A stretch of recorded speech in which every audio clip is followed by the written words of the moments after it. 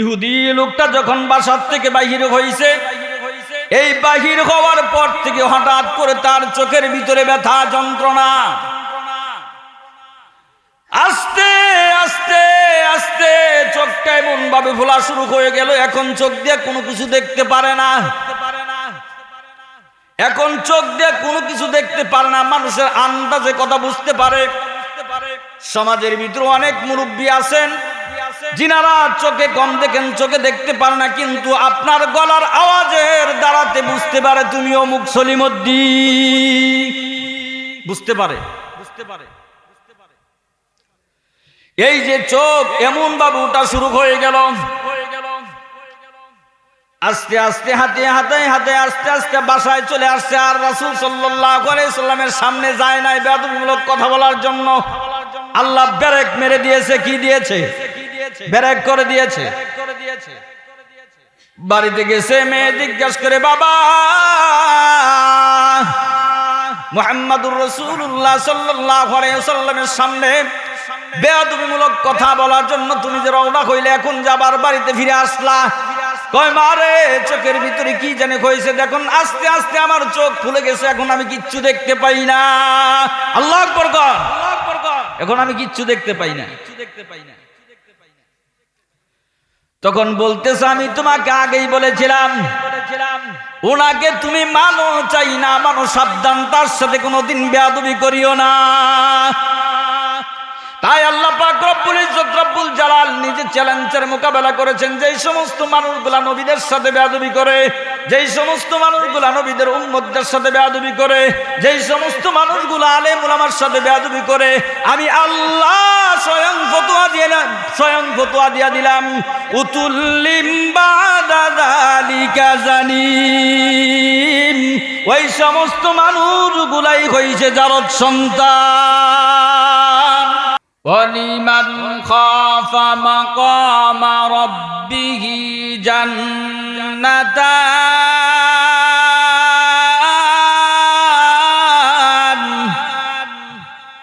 আল্লাহ বলেন, যেই জায়গার ভিতরে আমি আল্লাহ পাকের ভয়ের আলোচনা করা হয়, যেই জায়গার ভিতরে আমি আল্লাহ পাকের বিধানের আলোচনা করা হয়, যেই জায়গার ভিতরে কোরআন হাদিসের আলোচনা করা হয়, নবীর তরিকার আলোচনা করা হয়, সাহাবাই কেরাম, তাবে তাবিন, ওলি আল্লাহ, গাউস কুতুব, হকপন্থী পীর মাশায়েখদের আলোচনা যেই জায়গার ভিতরে চলে, দুনিয়ার জমিনের ভিতরে ওই জায়গাটা একটা জান্নাতের টুকরা। যেরকম সুবহানাল্লাহ। কিন্তু প্রতিটা মানুষই চায় যে আল্লাহ মরার পরে যাতে জান্নাত পাই। আল্লাহ পাক রব্বুল ইজ্জত রব্বুল জালাল বলেন, ইন্নাল্লাযীনা আমানু ওয়া আমিলুস সালিহাতি কানাত লাহুম জান্নাতুল ফিরদাউসি নুজুলা।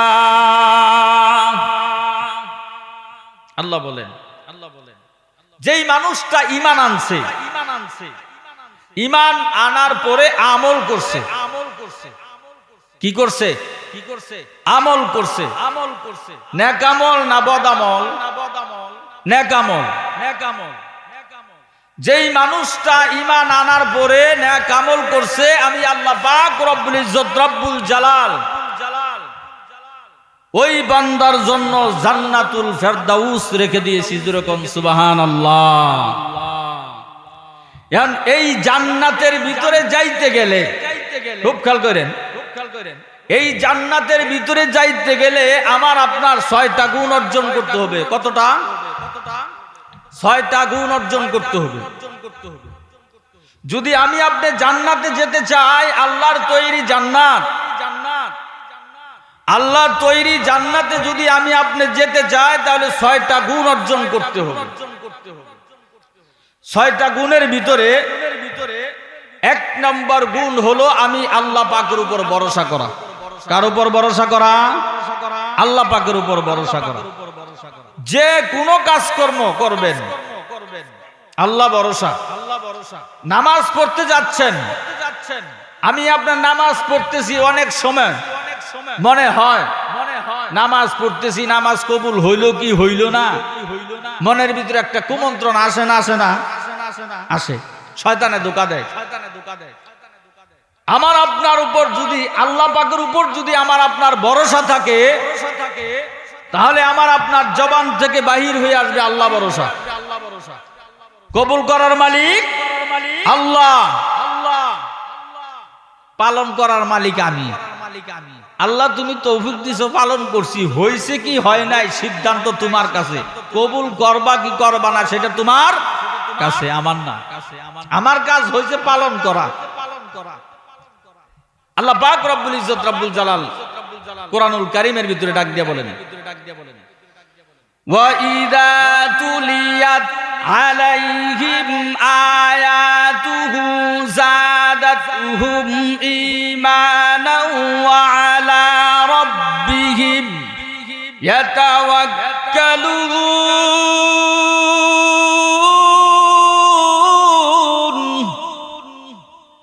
আল্লাহ বলেন সর্ব অবস্থায় সর্বক্ষেত্রে আমি আল্লাহ পাকের উপর তোমরা ভরসা করবা। সর্ব অবস্থায় সর্বক্ষেত্রে তোমরা আমি আল্লাহ পাকের উপর ভরসা করবা। খুব খেয়াল করেন, এখন আল্লাহ পাকের উপর যে ভরসা আমার আপনার সর্ব অবস্থায় সর্বক্ষেত্রে যে আমি আল্লাহ পাকের উপর ভরসা করব, এই ভরসা করার আগে কিছু কাজ আছে। কাজ কি? আল্লাহ বলেন ওয়া ইযা তুলিয়াত আলাইহিম আয়াতুহু, তোমরা বেশি বেশি করে আমি আল্লাহ পাকের সংবিধান অর্থাৎ কোরআনুল কারীম তেলাওয়াত করো। কি করো? কোরআনুল কারীম তেলাওয়াত করো, বেশি বেশি তেলাওয়াত করো। কোরআনুল কারীম যে আমি আপনি তেলাওয়াত করব, এটা কি শুদ্ধ করে না অশুদ্ধ করে? শুদ্ধ করে। কারণ হাদিসে আছে, মাসলা হলো কোন ব্যক্তি যদি কোরআন শরীফ অশুদ্ধ হয়ে যায়, খুব খেয়াল করেন, কোন মানুষের যদি কোরআন পড়া অশুদ্ধ হয়ে যায়, হাফেজ, কারি, মাওলানা, মুফতি, মুহাদ্দিস যত বড় ডিগ্রি অর্জন করুক না কেন তার পিছনে নামাজ হইতো না। কার কথা? আল্লাহর কথা। যত বড় মুফতি মুহাদ্দিসই হোক না কেন তার পিছনে নামাজ হবে না। কে বলছেন? আল্লাহ বলছেন, কোন মানুষে বলে নাই। আল্লাহ যে বলছেন, আল্লাহ এটা আরেক আয়াতে বলেন, ইয়া আইয়ুহাল মুযাম্মিলু কুমিল লাইলা ইল্লা কালিলান নিসফাহু আও ইনকুস মিনহু কালিলান আও জিদ আলাইহি ওয়া রাত্তিলিল কুরআনা তারতিলা। জোরে কোন আল্লাহু আকবার। আল্লাহ বলেন তোমরা সহি শুদ্ধ করে সঠিকভাবে পরিষ্কার পরিচ্ছন্ন ভাবে তোমরা কোরআনুল কারীম তেলাওয়াত করো। তাহলে আল্লাহ বলতেছেন সঠিকভাবে শুদ্ধ করে তোমরা কোরআনুল কারীম তেলাওয়াত করো।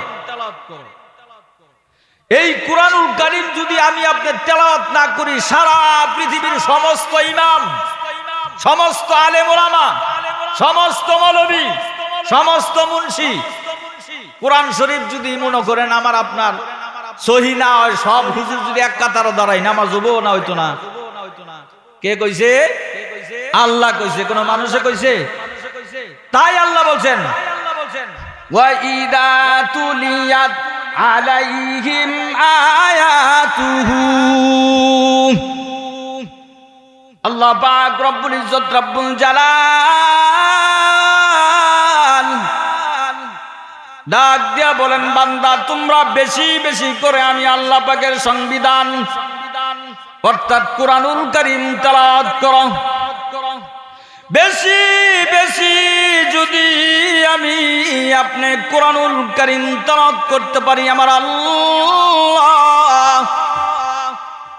রব্বুল ইজ্জত রব্বুল জালাল কোরআনুল কারীম ঘোষণা দিয়েছেন, বেশি বেশি যদি তুমি কোরআনুল কারীম তেলাওয়াত করতে পারো, জাদাত মজবুত হবে। কি হবে? মজবুত হবে। এই যে প্যান্ডেলের ভিতরে আপনারা বসে আছেন, এই জায়গার ভিতরে খুঁটি দেওয়া হয়েছে। যত খুঁটি বেশি দিবেন তত মজবুত হবে, যত খুঁটি কম দিবেন তত হালকা হবে। আমার আল্লাহ রব্বুল ইজ্জত রব্বুল জালাল বলতেছেন জাদাতহুম ঈমানা। বেশি বেশি যখন তোমরা কুরআনুল কারীম তেলাওয়াত করবা তখন তোমাদের মজবুত হবে ঈমান। কি মজবুত হবে? ঈমান মজবুত হবে। যখনই আমার আপনার ঈমান মজবুত হয়ে যাবে, যখনই আমার আপনার ঈমান মজবুত হয়ে যাবে, আল্লাহ পাক রব্বুল ইজ্জত রব্বুল জালাল বলেন জাদাতহুম ঈমানাও ওয়া আলা রাব্বিহিম ইয়াতাওয়াক্কালুন। আল্লাহ পাক রব্বুল ইজ্জত রব্বুল জালাল ডাক দিয়ে বলেন তখনই সর্ব অবস্থায় সর্বক্ষেত্রেই তখন আমার আপনার আল্লাহ পাকের উপর ভরসা আসবে, তাওয়াক্কুল আসবে।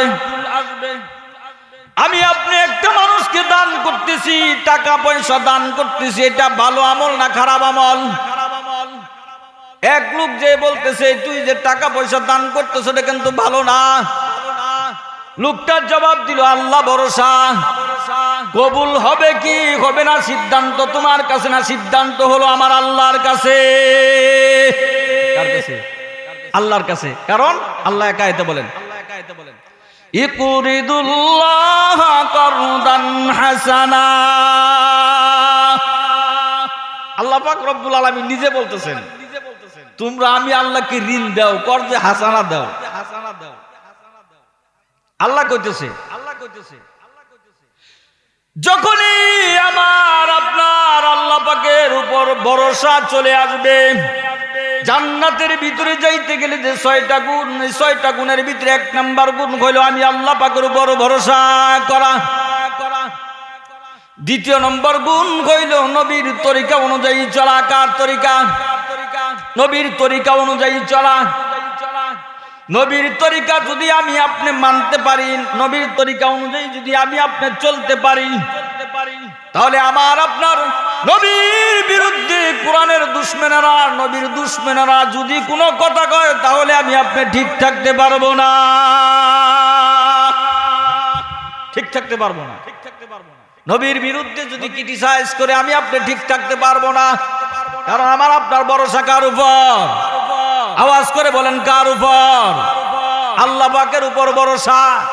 দুনিয়ার জমিনের ভিতরে কোনো মানুষের উপর ভরসা না। আমার আপনার ভরসা হইছে আল্লাহ পাকের উপর। আল্লাহ পাকের উপর ভরসা করে চলাফেরা করি, নবীর তরিকা অনুযায়ী চলি। নবীর তরিকা অনুযায়ী চলাফেরা করি বিদায় নবীর বিরুদ্ধে যদি কোনো মানুষ কোনো কটূক্তি করে তাহলে মুমিন মুসলমান কোনদিন বসে থাকতে পারে না। ঠিক কিনা? মুমিন মুসলমান বসে থাকতে পারে না। কিরকম? দারুন নদওয়া নামক কামরার ভিতরে বসে সিদ্ধান্ত নেওয়া হয়েছে, পরামর্শ করা হয়েছে কে পারবা আব্দুল্লাহর ছেলে মুহাম্মদের সামনে বেয়াদবিমূলক কথা বলতে দাঁড়াও। কে পারবা? দাঁড়াও। একবার বলছে, দ্বিতীয়বার বলছে, তৃতীয়বার বলার পরে এক ইহুদি লাফ দিয়ে দাঁড়িয়ে গেছে। যেরকম নাউজুবিল্লাহ। কার সাথে বেয়াদবি করবে? নবীর সাথে বেয়াদবিমূলক কথা বলবে, নবীর সাথে বেয়াদবি করবে। দারুন নদওয়া নামক কামরার ভিতরে মিস্টার আবু জাহেল যখন পরামর্শ করেছে কে পারবা আব্দুল্লাহর ছেলে মুহাম্মদের সামনে বেয়াদবিমূলক কথা বলতে, বেয়াদবিমূলক আচরণ করতে, দাঁড়াও। লাফ দিয়ে যখন দাঁড়াইছে তখন বলছে ঠিক আছে তাহলে তুমি বাসায় চলে যাও। তার সামনে বেয়াদবি করবা, তার সাথে বেয়াদবিমূলক আচরণ করবা। আচরণ করার পরে কি রাজা আল্লাহ সে এরপরে তোমরা আমার কাছে জানাইবা। সেই ইহুদি বাড়ি থেকে দারুন নদওয়া নামক কামরার ভিতর থেকে বাসায় চলে যায়। বাসা থেকে যখন বাহির হয়েছে মেয়ে জিজ্ঞাসা করছে বাবা কোথায় যাচ্ছ? এক জায়গায় যাচ্ছি। তবে একটু দয়া করে বলো, তুমি কোথায় যাচ্ছ? দয়া করে বলো। দারুন নদওয়া নামক কামরার ভিতরে বসে পরামর্শ করা হয়েছে, সিদ্ধান্ত নেওয়া হয়েছে। এর ভিতরে আমি দাঁড়াইছি, কোনো মানুষ দাঁড়ায় নাই। কিসের কারণে তুমি দাঁড়াইছো? আব্দুল্লাহর ছেলে মুহাম্মদ সাল্লাল্লাহু আলাইহি ওয়াসাল্লামের সাথে বেয়াদবি করব। ভালো করে মনে রাখবেন, যে সমস্ত মানুষগুলা নবীদের সাথে বেয়াদবি করবে, যে সমস্ত মানুষগুলা আলেম উলামার সাথে বেয়াদবি করবে, কুরআনুল কারীম 29 নম্বর পারায় সূরা কলম আয়াত নম্বর 13 আল্লাহ পাক রব্বুল ইজ্জত রব্বুল জালাল জানাই দিয়েছেন, যেই সমস্ত মানুষগুলা নবীর ওয়ারিসদের সাথে বেয়াদবি করবে, ওই সমস্ত মানুষগুলা হইছে জারদ সন্তান। জোরে কোন নাউজুবিল্লাহ। আল্লাহ নিজে ডিক্লেয়ার দিছে, কারণ ইন্নাল উলামা ওয়ারাসাতুল আম্বিয়া, উলামায়ে কেরামরা হচ্ছে নবীদের ওয়ারিস। উলামায়ে কেরামরা হচ্ছে নবীদের ওয়ারিস। ইহুদি লোকটা যখন বাসার থেকে বাহির হইছে, এই বাহির হওয়ার পর থেকে হঠাৎ করে তার চোখের ভিতরে ব্যথা যন্ত্রণা, আস্তে আস্তে আস্তে চোখটা এমন ভাবে ফোলা শুরু হয়ে গেল, এখন চোখ দিয়ে কোনো কিছু দেখতে পারে না। এখন চোখ দিয়ে কোনো কিছু দেখতে পারে না, মানুষের আন্দাজে কথা বুঝতে পারে।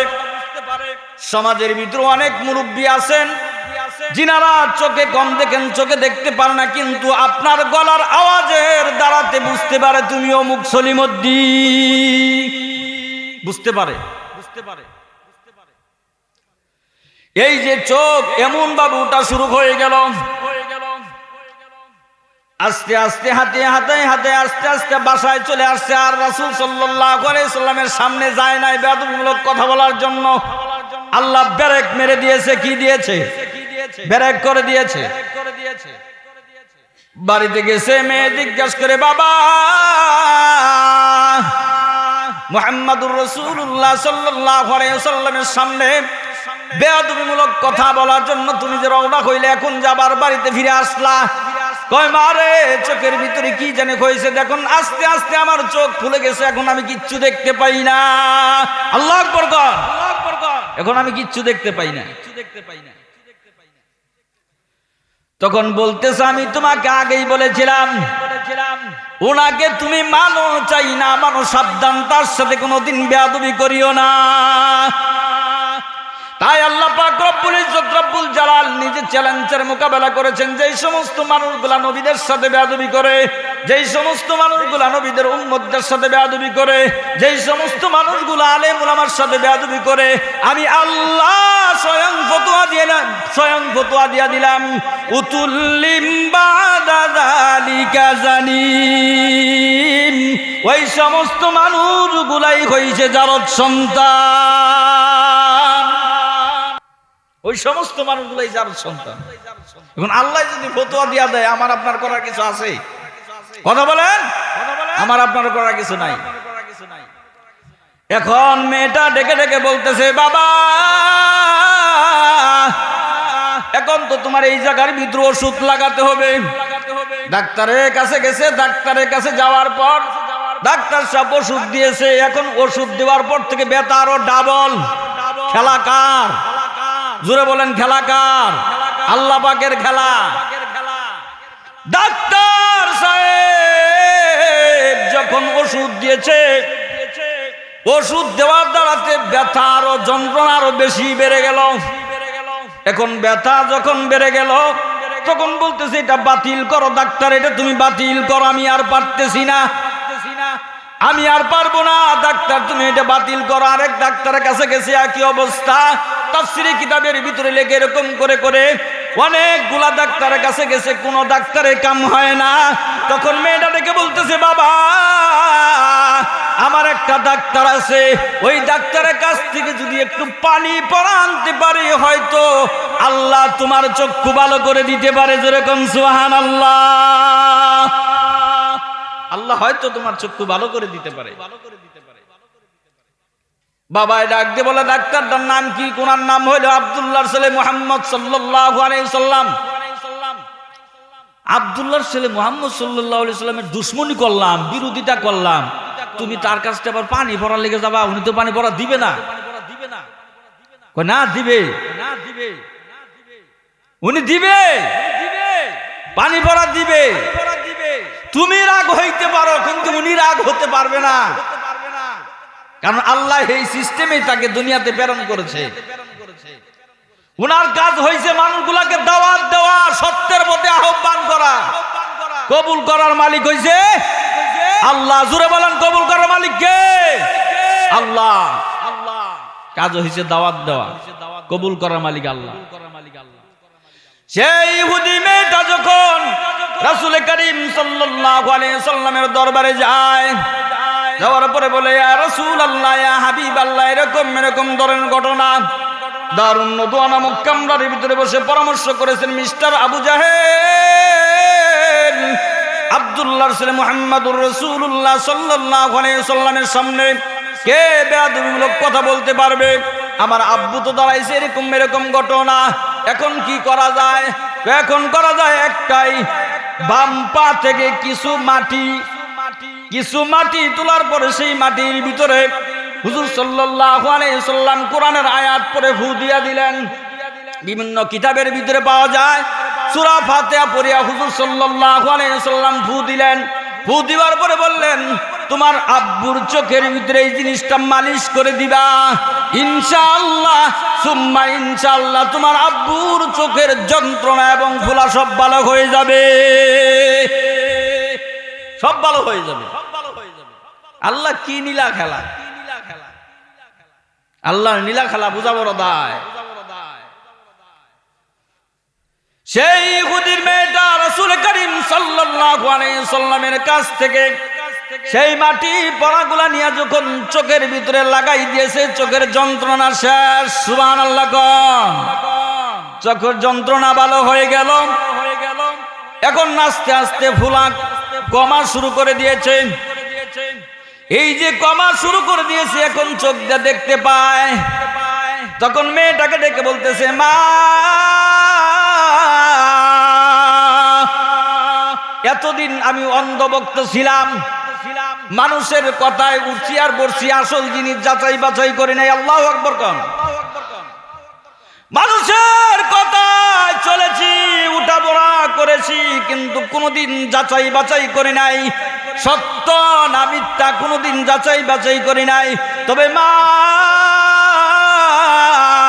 অনেকগুলা ডাক্তারের কাছ থেকে তুমি ওষুধ এনেছো, এই ওষুধগুলো আমি চোখের ভিতরে দিয়েছি, যন্ত্রণা খালি বাড়ে, যন্ত্রণার কমে না। উনি সাধারণ কুরআনুল কারীম থেকে ওনার উপর যে সংবিধান নাজিল হয়েছে, কুরআনুল কারীম সংবিধান যে নাজিল হয়েছে, সেই জায়গার ভিতর থেকে কোরআনের আয়াত পড়িয়া ফু দিছে। সেই ফুয়ের মাটি আমার চোখের ভিতরে যখন লাগাই দিলাম, চোখ ফুলাও দূর হয়ে গেল, ব্যথাও দূর হয়ে গেল। তবে মা, আমার দিলে সাক্ষী দিতেছে, পৃথিবীর জমিনের ভিতরে যদি কোনো সত্যবাদী থেকে থাকে, তাহলে সত্যবাদী উনি হল আব্দুল্লাহর ছেলে মুহাম্মদুর রাসূলুল্লাহ সাল্লাল্লাহু আলাইহি ওয়াসাল্লাম। মুহাম্মদুর রাসূলুল্লাহ সাল্লাল্লাহু আলাইহি ওয়াসাল্লাম। তখন মেয়েটাকে ডেকে বলতেছে, মা, আমাকে নিয়ে চলো। মেয়ে বলতেছে, কেন নিয়ে যাব? কই না, তার সাথে আমার কথা আছে। তোমার তার সাথে কি কথা, তুমি আমার কাছে বলো। কো মা, আমি তোমার কাছে বলতে পারবো না, তার কাছে বলবো। হযরত রাসূল করিম সাল্লাল্লাহু আলাইহি ওয়াসাল্লাম এই যে যেরকম ভাবে আমি বয়ান করতেছি, আপনারা বয়ান শুনতেছেন, রাসূল সাল্লাল্লাহু আলাইহি ওয়াসাল্লাম এরকম কোরআনের তালিম দিচ্ছেন। সাহাবায়ে কেরাম চুপচাপ বসে শুনতেছেন। এমন তো অবস্থায় হুজুর সাল্লাল্লাহু আলাইহি ওয়াসাল্লাম দেখে একটা মেয়ে দৌড়ায় আসতেছে। আল্লাহ পাক রব্বুল ইজ্জত রব্বুল জালাল হুজুর সাল্লাল্লাহু আলাইহি ওয়াসাল্লামকে ওহী নাজিল করে জানাই দিলেন, হে আমার হাবিব, যেই মেয়েটা যাচ্ছে, মেয়েটার পিছনে একটা ইহুদি যাবে, এই ইহুদিটা দেখিয়া আপনি একটু দাঁড়িয়ে যান, একটু দাঁড়াইবেন। আপনার উপর আক্রমণ করবে না, আপনার সাথে ঝগড়া ফাসাদ করবে না, একটু দাঁড়াবেন। কেন দাঁড়াবেন? আল্লাহ পাক রব্বুল ইজ্জত রব্বুল জালাল ওহী নাযিল করলেন। ওহী নাযিল করার পর হুজুর সাল্লাল্লাহু আলাইহি ওয়াসাল্লাম সেই মেয়েটাকে দেখে দাঁড়াইছে। আসার বলে বলতেছে, ইয়া রাসূলুল্লাহ, ইয়া হাবিবাল্লাহ, হেদায়েতের মালিক কেডা? হুজুর সাল্লাল্লাহু আলাইহি ওয়াসাল্লাম কয়, আল্লাহ। হেদায়েতের রাস্তা দেখানোর মালিক কেডা? আব্দুল্লাহর ছেলে মুহাম্মদ সাল্লাল্লাহু আলাইহি ওয়াসাল্লাম।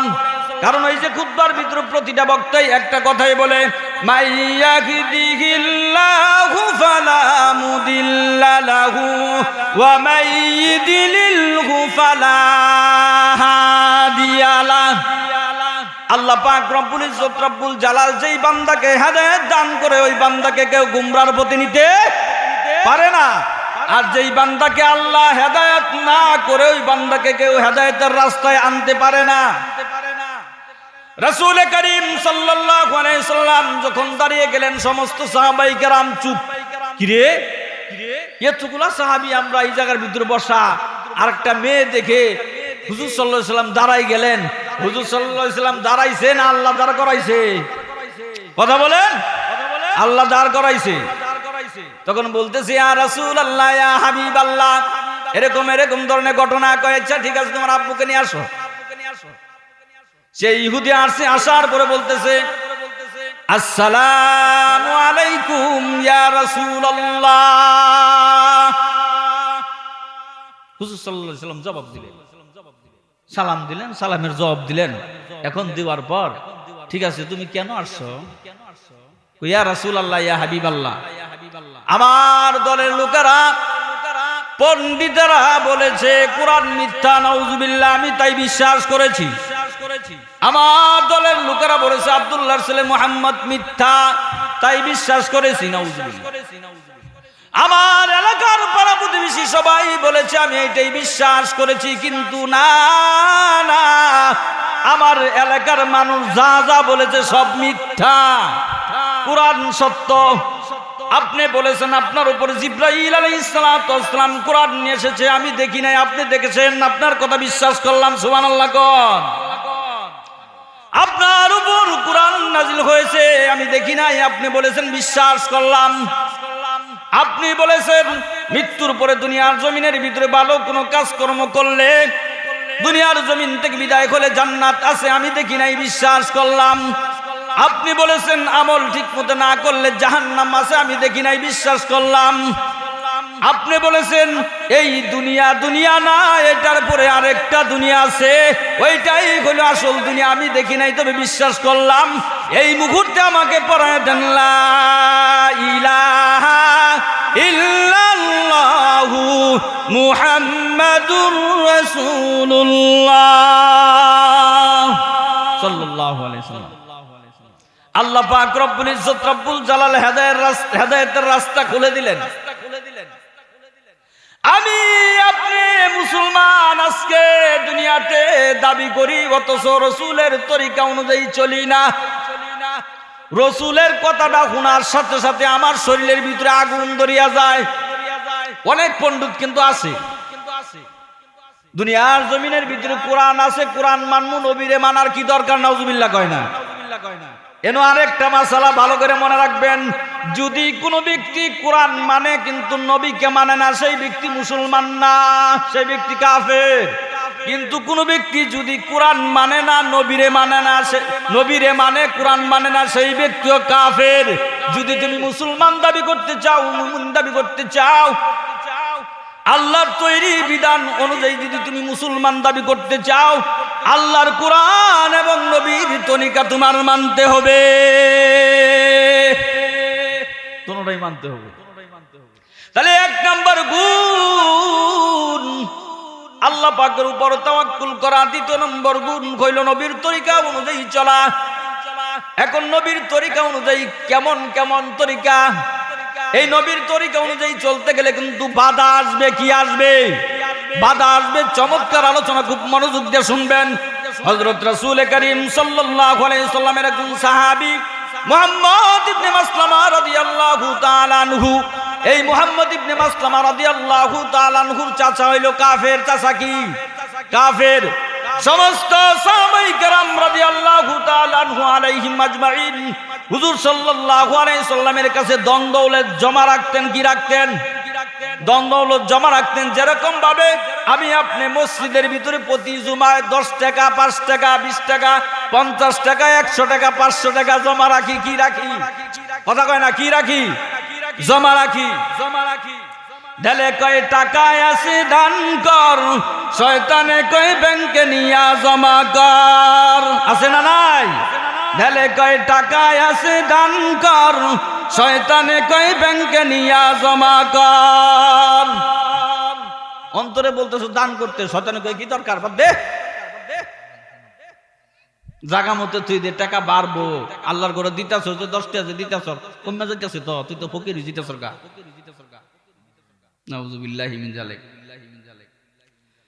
রাসূল করিম সাল্লাল্লাহু আলাইহি সাল্লামের কাছে সমস্ত সাহাবায়ে কেরাম যখন ধন দৌলতগুলো জমা রাখতেছেন, এমত অবস্থায় মুহাম্মদ ইবনে মাসলামা রাদিয়াল্লাহু তাআলা আনহু নার তো মন চায় যে সমস্ত সাহাবায়ে কেরাম যখন হুজুর সাল্লাল্লাহু আলাইহি সাল্লামের কাছে ধন দৌলত জমা রাখতেছে, সুতরাং আমারও তো মনে চায়।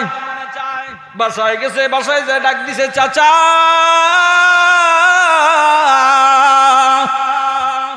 সমস্ত সাহাবায়ে কেরাম হুজুর সাল্লাল্লাহু আলাইহি সাল্লামের কাছে ধন দৌলত জমা রাখতেছে, তুমি আমাকে কিছু সহায় সম্পত্তি দাও, আমিও যাতে সাহাবায়ে কেরামের সামনে, আমিও যাতে তাদের দলবদ্ধ, আমিও যাতে তাদের সাথে একত্রিত ভাবে কিছু ধন দৌলত জমা রাখতে পারি। কিয়ামতের ময়দানে আল্লাহ পাক রব্বুল ইজ্জত রব্বুল জালাল আমাকে এটার উসিলায় মাফ করে দিবে, এটার উসিলায় মাফ করে দিবে। মুহাম্মদ ইবনে মাসলামার চাচা মিস্টার কাব ডাইরেক্ট সরাসরি বলতেছে, আগেই বলেছি এই মুহাম্মদের কাছে মুরিদ হইস না। নাউজুবিল্লাহ কয় না? চিৎকার মেরে বলেন নাউজুবিল্লাহ। এই মুহাম্মদের কাছে মুরিদ হইস না, ওর টাকা পয়সা ধন দৌলত কিচ্ছু নাই, উনি ফকির, গরিব মানুষ, এই গরিবের কাছে কেন লিখে যাস? অথচ আল্লাহ পাক রব্বুল আলামিন কুরআনুল কারীমের ভিতরে বলছেন, ইন্নাল্লাহা ফকিরু ওয়া নাহনু আগনিয়া, तमाम পৃথিবীর সমস্ত মানুষ হইল ফকির, আমি আল্লাহ হইলাম ধনী। জোরে কোন সুবহানাল্লাহ। আর পণ্ডিতে কয় মুসলমানের আল্লাহ কি? ফকির। মুহাম্মদ ফকির, আল্লাহ বলে ফকির, আর হইল ধনী। আল্লাহ জবাব দিয়েছে কোরআনের ভিতরে। যাই হোক, মুহাম্মদ ইবনে মাসলামা তার চাচার কাছে বলার পরে তখন হুজুর সাল্লাল্লাহু আলাইহি সাল্লামকে নিয়ে যখন কটূক্তিমূলক কথা বলল, মেজাজ গরম, দুই হাত মুঠো করে কিতাবের ভিতরে লেখে দুই হাত এরকম করে মুঠ করে হুজুর সাল্লাল্লাহু আলাইহি সাল্লামের দরবারে গেছে, ইয়া রাসূলুল্লাহ, ইয়া হাবিবাল্লাহ, আমি আমার চাচার কাছে এই সমস্ত কথা বলার পরে আমার চাচা আমাকে বলেছে, এই গরিবের কাছে কেন মুরিদ হইছর, পাগল মুহাম্মদের কাছে কেন মুরিদ হইছর, আগেই তোকে নিষেধ করেছিলাম। হযরত রাসূল করিম সাল্লাল্লাহু আলাইহি সাল্লাম সাহাবায়ে কেরামদেরকে ডাক দিয়ে বললেন, হে আমার সাহাবীরা, কে পারবা এই মিস্টার কাবের মাথাটাকে আমার সামনে আনতে? আল্লাহু আকবার বল। কে পারবা, কে পারবা এই মিস্টার কাবের মাথাটাকে আমার চোখের সামনে আনতে? দাঁড়াও। কোন সাহাবায়ে কেরাম দাঁড়ায় না। মুহাম্মদ ইবনে মাসলামা লাফ দিয়ে দাঁড়িয়ে গেছে। অর্ডার দিছে কেডা? হুজুর সাল্লাল্লাহু আলাইহি সাল্লাম। অর্ডার কে দিছে? যার উপর কোরআন নাজিল হইছে উনি অর্ডার দিছে সরাসরি। কে পারবা? আব্দুল্লাহর ছেলে মুহাম্মদ সাল্লাল্লাহু আলাইহি সাল্লাম যখন অর্ডার দিয়ে দিছে, কে পারবা মিস্টার কাবের মাথাটা কেটে আনতে? আমি আব্দুল্লাহর ছেলে মুহাম্মদ সাল্লাল্লাহু আলাইহি সাল্লামের চোখের সামনে দাঁড়াও। একবার বলেছে দাঁড়িয়েছে মুহাম্মদ ইবনে মাসলামা, দ্বিতীয়বার বলেছে দাঁড়িয়েছে মুহাম্মদ ইবনে মাসলামা, তৃতীয়বার বলার পরে যখন মুহাম্মদ ইবনে মাসলামা যখন দাঁড়িয়ে গেছে, যাওয়ার পরে বলছে, যাও যাও মাথা কেটে নিয়ে আসো। তুমি ইসলাম মানো না, ভালো কথা, তোমার সাথে কোনো বিরোধ নাই। তুমি কোরআন মানো না, তোমার সাথে আমার কোনো বিরোধ নাই। কিন্তু ইসলাম নিয়ে কটূক্তি করার অধিকার তোমার নাই। ঠিক কিনা? ইসলাম নিয়ে কটূক্তি করার অধিকার তোমার নাই। কাল কিয়ামতের কঠিন ময়দানে তুমিও উঠবা, আমি উঠবো। আমি ইসলাম মানি, তুমি ইসলাম মানো না। আমি কোরআন মানি, তুমি কোরআন মানো না। আমি হালাল পথে চলাফেরা করতেছি, তুমি হালাল পথে চলাফেরা করতেছো না। কিয়ামতের ময়দানে হইব খেলা। কিন্তু কটূক্তি করার অধিকার তোমাকে আল্লাহ দুনিয়ার জমিনের ভিতরে দেয় নাই। মুহাম্মদ ইবনে মাসলামা যখন বাসায় গেছে তরবারি নিয়ে, যে ডাক দিছে, চাচা তোমার কথাই সলিড, তুমি যে বলছো এই কথাটাই সলিড, সুতরাং ওনার কাছে যাওয়াটা ঠিক হয় নাই, তবে দরজাটা খুলো। তবে মিস্টার কাবের আবার একটা বদ অভ্যাস ছিল, সেই অভ্যাসটা প্রতিটা মুসলমানের ভিতরে আছে। এটা হচ্ছে আতর মাখা। কি মাখা? আমি আপনার আতর মাখি না শরীরে, যে তৈল ব্যবহার করি গোসল করার পরে, যে তৈল ব্যবহার করি, তৈল, এই তৈল জিনিসটা উনি ব্যবহার না করে এই আতর ডাকে তৈলের মতো ব্যবহার করতো, যাতে রাস্তা দিয়ে ওই যে হুজুর সাল্লাল্লাহু আলাইহি ওয়াসাল্লাম হাইটটা গেলে আতরের সেন্ট পাওয়া যায়, এর লিগা উনি পুরা ওয়াল বডির ভিতরে আতর মাখতো, যাতে বুঝতো যে হ্যাঁ মিস্টার কাব যাইতেছে, মিস্টার কাব যাইতেছে। দরজাটা যখন খুলছে, খোলার পরে চাচার কাছে গেছে, যাওয়ার পরে বলতেছে, চাচা তোমাকে একটু তেল মালিশ করে দেই, অর্থাৎ একটু আতর মালিশ করে দেই। যত টেনশন ওয়ালা মানুষ হোক না কেন, যদি মাথা টিপিয়া দেয়, শরীর যদি টিপিয়া দেয়, তাহলে কিন্তু ঘুমে ধরে যায়। কি ধরে যায়? ঘুমে ধরে যায়। অনেক সময় সেলুনের ভিতরে চুল কাটতে গেলে কিন্তু ঘুমে ধরে যায়। এমন সুন্দর করে চুলগুনা টেনে টেনে দিচ্ছে, টেনে টেনে দিচ্ছে, শরীর টিপে দিচ্ছে, টিপে দিচ্ছে, টিপে দিচ্ছে। হঠাৎ করে তার তো ঘুম চলে আসছে। তরবারিটা যখন হাতের ভিতরে লইছে, কূপ দিবে এমত অবস্থায় শয়তান ডাক দিয়ে কই, জীবনের শেষ ঘুম ঘুমাইতাছর, এখনো সময় আছে, সজাগ হ। নাউজুবিল্লাহ কয় না? শয়তানে কয় জীবনের শেষ ঘুম, কিন্তু এখনো সময় আছে, সজাগ হ। আবার যখন এরকম আস্তে আস্তে আস্তে আবার যখন তার ঘুমে ধরেছে, কিতাবের ভিতরে লেখন, এই তরবারি দিয়া এমন একটা আঘাত করেছে, একটা আঘাতে পুরা দেহটা একদিকে, মাথাটা কল্লাটা হলো একদিকে, কল্লাটা একদিকে, সেই কল্লাটার উপর ধরে রক্ত টপ টপ করে পড়তেছে।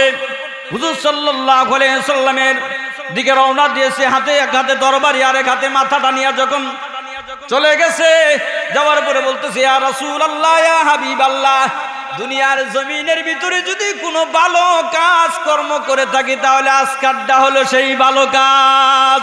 আল্লাহু আকবার। আল্লাহ পাক রব্বুল ইজ্জত রব্বুল জালাল কুরআনুল কারীমের ভিতরে দুইটা শব্দ দিয়েছেন, মাত্র দুইটা শব্দ। কয়টা শব্দ? দুইটা শব্দ। কোন মানুষ যদি ইসলাম নিয়ে কটূক্তি করে, বাড়াবাড়ি করে, ধৈর্য ধরার পরে যখন পিঠটাকে দেয়ালে ঠেকে যাবে, তখন আল্লাহ দুইটা শব্দ বলেছেন। একটা শব্দ হলো ইকুতালু, আর একটা শব্দ হলো ফায়ুকুতালু। হয়তো কতল হও, আর নয় কতল করো। হয়তো কতল হও, আর নয় কতল করো। আল্লাহ পাক রব্বুল আলামিন কোরআনের ভিতরে জানাই দিলেন, হে আমার হাবিব, আপনার উপর বহুত নির্যাতন করছে, 13 বছর আপনি ধৈর্য ধারণ করছেন। কত বছর? 13 বছর লে আপনারা টিটকারি ফিটকারি করছে, আপনি জবাব দেন না, খালি ধৈর্য ধারণ করছেন, খালি সবুর করছেন।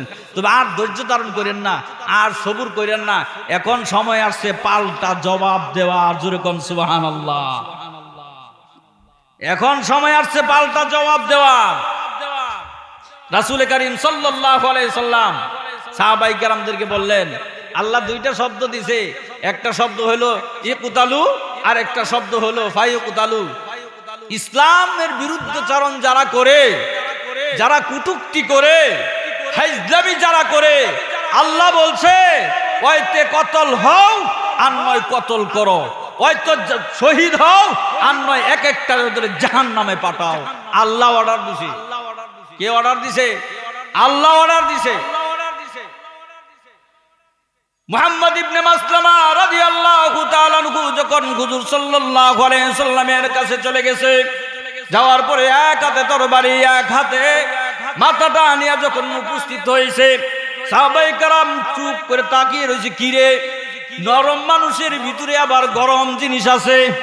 সমাজের ভিতরে কিছু মানুষ আছে কিন্তু নরম, কিন্তু গরম হইলে বড় বেজাল। গরম হইলে কি বেজাল। নরম থাকতেছে নরম পাইয়া যদি আপনি গরম পানি ঢালার চেষ্টা করেন, আপনি যদি একটা ছোট্ট একটা ডেল মারেন তাহলে একটা ইটের সমান পরিমাণ একটা পাটকেল খাওয়ার জন্য প্রস্তুত থাকেন। তো সস্তা মনে করেন না। আপনি একটা ঘুষি মারছেন, ঘুষি মেরে হাইরা এহানা চতুর্দিক দিয়ে আপনার উপর হামলা করছে, এই অমুক তমুক হ্যান ত্যান বংশ এলাকার সমস্ত মানুষকে ডাকিয়া এহানো করছেন যে আমার মারতেছে। তোমার কি হুদাই মারে একটা লোকে? কথা বলেন। আল্লাহ যে অর্ডার দিছে, সরাসরি যে অর্ডার দিছে, হুদাই দিছে না বুঝা হুন্নাই দিছে? বুঝা হুন্নাই দিছে। সমস্ত সাহাবায়ে কেরাম বলতেছে, ইয়া রাসূলুল্লাহ, ইয়া হাবিবাল্লাহ, এই মুহাম্মদ ইবনে মাসলামা তো খুন করে আসছে, উনার তো ফাঁসি হয়ে যাবে, উনার তো ঠিকানা জাহান্নাম হয়ে যাবে। হুজুর সাল্লাল্লাহু আলাইহি সাল্লাম জবাব প্রশ্ন করলেন সাহাবায়ে কেরামদেরকে, হে আমার সাহাবীরা, তোমরা নবী না আমি নবী? কয় আপনি নবী। আমার উপর কোরআন নাজিল হয়েছে না তোমাদের উপর কোরআন নাজিল হয়েছে? আপনার উপর কোরআন নাজিল হয়েছে। সেই কোরআনের কসম খেয়ে বলতেছি, এই কোরআন যিনি নাজিল করেছেন, এই কোরআন যিনি সৃষ্টি করেছেন, সেই আল্লাহর কসম খেয়ে বলতেছি, কাল কিয়ামতের কঠিন ময়দানে যেই মানুষটা আমি আব্দুল্লাহর ছেলে মুহাম্মদুর রাসূলুল্লাহ সাল্লাল্লাহু আলাইহি ওয়াসাল্লামের সাথে জান্নাতে থাকবে, ওনার নাম হইছে মুহাম্মদ ইবনে মাসলামা। মুহাম্মদ ইবনে মাসলামা। তাই আল্লাহ পাক রব্বুল ইজ্জত রব্বুল জালাল বলছেন, হে দুনিয়ার মানুষেরা, তোমরা জান্নাত যে যাবা, জান্নাতে যাওয়ার আগে তোমার আমল করতে হবে। এক নম্বর কাজকর্ম হলো আল্লাহ পাকের উপর ভরসা করা, দ্বিতীয় নম্বর কাজকর্ম হলো নবীর তরিকা অনুযায়ী চলা, তৃতীয় নম্বর কাজকর্ম হলো বাপ মার খেদমত করা, চতুর্থ নম্বর কাজকর্ম হলো আলেম ওলামার দোয়া নেওয়া, পঞ্চম নম্বর কাজকর্ম হলো ময় মুরব্বির দোয়া নেওয়া, ষষ্ঠম নম্বর কাম হইল মুমিন মুসলমানের দোয়া নেওয়া।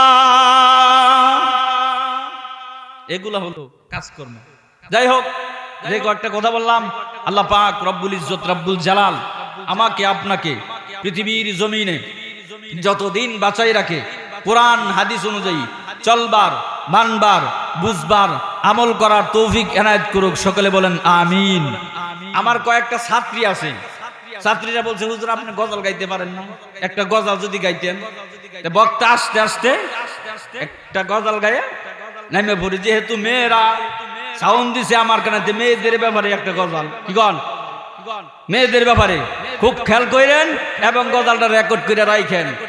বালিশের সাথে মাথা লাগাইয়া চিন্তা ফিকির করবেন বর্তমান জমানার সাথে গজলের ঠিক আছে কিনা।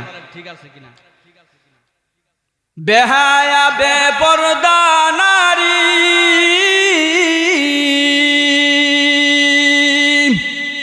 ঘুরে তারা বাড়ি বাড়ি, অর্ধেক শরীর খোলা তাকে লজ্জা করে না। আসেনি? আসেনি? আসেনি? বেহায়া বেপরদা নারী ঘুরে তারা বাড়ি বাড়ি, অর্ধেক শরীর খোলা থাকে লজ্জা করে না। সাবধানে তাকিও নারী পর্দার আড়ালে, সাবধানে তাকিও নারী পর্দার আড়ালে, হাদিসে হারাম লেখে অন্য দেখিলে, সাবধানে তাকিও নারী পর্দার আড়ালে। বেহায়া বেপরদা নারী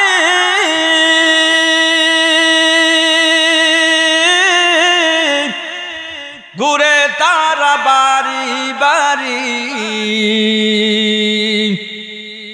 অর্ধেক শরীর খোলা তাকে লজ্জা করে না,